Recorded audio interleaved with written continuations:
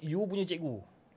Sekolah rendah, to be honest, my relationship dengan cikgu dan student tak begitu rapat. Sebab banyak tak pergi sekolah. tapi bersurat lah daripada production. But then sebab Surat kau ni legit ke tak sekarang? Legit. Production. Sebab bukan saja daripada production, tapi ada signature daripada my homeschool teacher. So homeschool tu Dia punya best kau tu. Dia punya surat legit daripada production kau tu. Aku kat rumah surat daripada doktor, MC beli. Teruk sangat kau ni. Anak aku bangun lambat, jom kita pergi doktor lah kan. Pergi doktor, asal tak sakit? Tak, aku follow je pergi doktor kan. Doktor kena sesama, minta MC satu hari lah. Bagi cikgu MC satu. Kau beli, aku urusan keluarga. Urusan keluarga. Kau tahu kan? Dekat kita orang ada group dengan cikgu-cikgu, dengan parents-parents.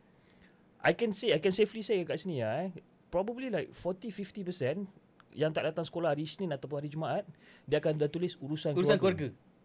Oh ya? Tapi di let go oleh cikgu? Di let go bro. Isnin atau Jumaat? Cikgu pun malang kot. Kebanyakannya hari Isnin lah. Isnin Monday blues lah mak bapak dia. Jumaat sebab cuti 3 hari. Dan mak bapak dia termasuklah aku. Aku akan bagi alasan urusan keluarga.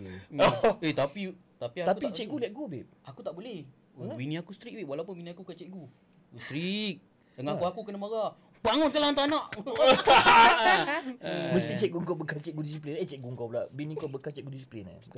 Dia cikgu disiplin kat rumah lah. Kalau tak dengan laki-laki dia saya tak berdisiplin. Okay, so macam kalau sekolah rendah ada surat daripada production dan signature daripada homeschool teacher. Yang homeschool teacher tu akan datang set. So saya ke sekolah bila exam je. So mesti akan ada satu table untuk saya yang saya exam. So mesti sorang lah duduk situ. Dalam setahun tu adalah 4 minggu je pergi sekolah.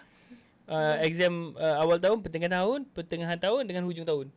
So benda tu daripada darjah 3, 4, 5. Darjah 6 tu baru full. Itu pun macam awkward dengan student. Bila masuk form 1